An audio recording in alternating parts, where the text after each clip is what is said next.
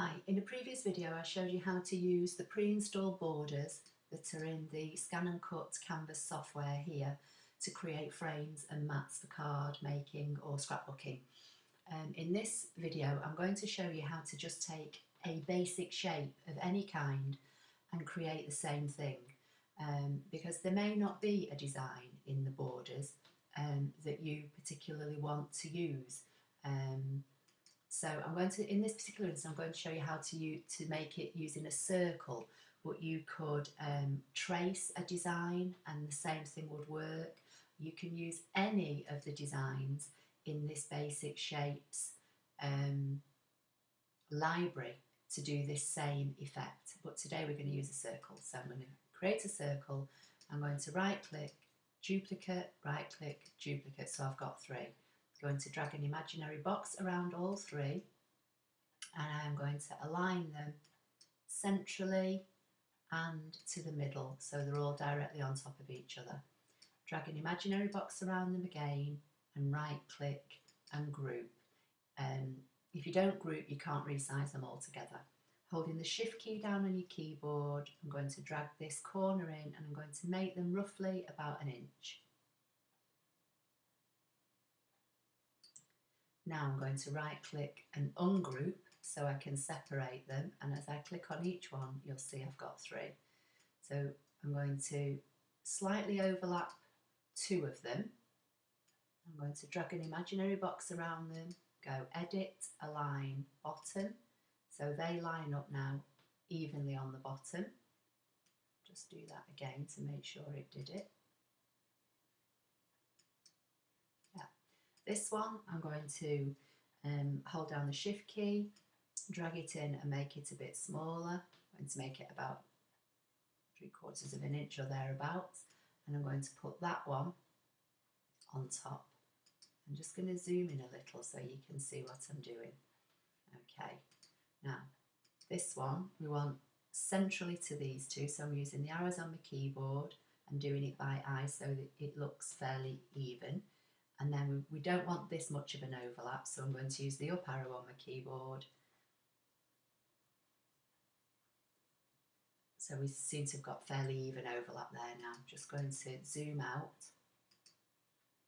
Now I'm going to select all three and I'm going to right click and group. Then I'm going to right click and duplicate and overlap them slightly. Right click and duplicate, overlap them slightly. Drag an imaginary box around all of them. Go to edit, align and bottom, and this will line them all up evenly. Just bring my mat back in where you can see it now. Now I'm going to drag an imaginary box around them all and I'm going to hit weld. In fact, no, I'm not. I'm going to get a rectangle first. I'm going to line this rectangle up and stretch it out. Bring it down there so it just overlaps the circles. Bring it up here so it's a bit thinner. I'm going to make sure it just extends ever so slightly past the circles. Now these are all grouped. So if we drag an imaginary box around everything and go to edit, align, middle, or should that be centre? No, undo, sorry.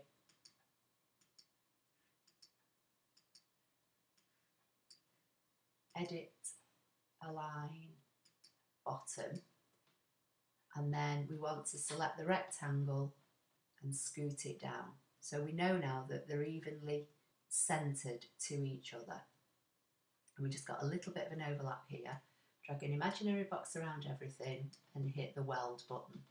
Right, now we're going to right click and duplicate, and the duplicate is the one that's always on top and always selected. Holding down the shift key on your keyboard, we're going to rotate this so it's vertical. Let go of the mouse first and then let go of the shift key, and that will keep that perfectly straight. Now we're going to align this top corner here with this corner here. So using your mouse on your keyboard, drag it in position. Just going to zoom in so you can see. Now, this one needs to come up a little bit more, so you use the arrows on your keyboard to get a match there, and then you need to use your left or right arrows, and you want like a perfect square here. I'm going to zoom out so you can see again now. Drag an imaginary box around both and weld. That's all one object now. Right click again, duplicate again, hold down the shift key on your keyboard and rotate, and then this is where you'll need to zoom in again a little bit now. We want this square to line up with this square, so you can use the arrows on the keyboard, bring it down and then across until those two corner sections line up. I'm going to zoom out again, drag an imaginary box around everything and hit weld. I'm just going to tap my view up to about 50%. So you can see now that from a basic circle, we've created our own frame. If I select it and fill it in, you'll see that's what we get. Now there are other things that we can do from within here. So I'm going to hold down the shift key and I'm just going to shrink it down a little bit to about 5 inches, just so you can see more of the mat. I'm going to right click and duplicate and just put a duplicate off the side there for now. So this one would give us a frame. So that would be cut out and then that would be on the outside. If we want this solid, if we go to our basic shapes and get a square, I'll take the fill out of this so you can see what I'm doing. Okay, so if we get our square and then line it up here and just drag it in to resize it so it sits within here, and drag an imaginary box around everything and weld, and then I'll fill that in again now so you can see the difference. So this one's solid, this one's a frame. I'll right click and create a duplicate again. Then what we can do now, if we get another square, I'll drag it out and make it bigger. I'm going to make this one red just so it stands out a bit more.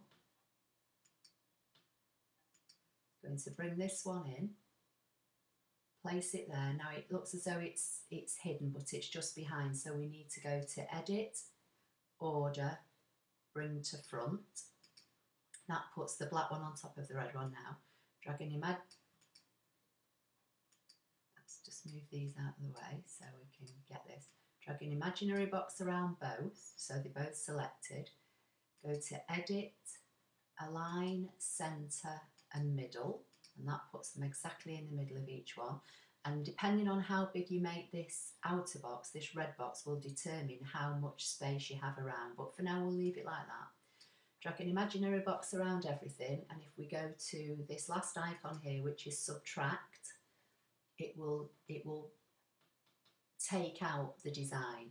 So if I drag a box around it and make it all completely red so you can see, because it's got a black outline at the moment, and then I zoom in, you can see what effect you get there. So from one basic circle, we've got 3 different looks.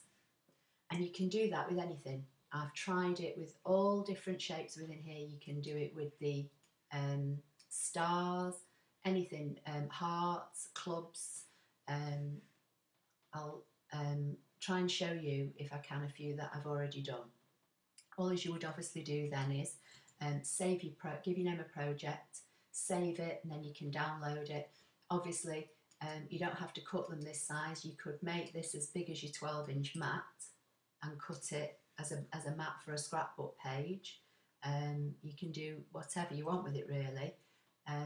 You could even, if I just move this one off to the side and move that one off, you could duplicate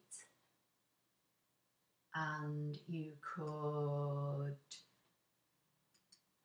flip it horizontally so it's a perfect mirrored image, you could overlap them, drag an imaginary box around both, align them both up so they're even, and then while they're even you could weld them and you could make a card.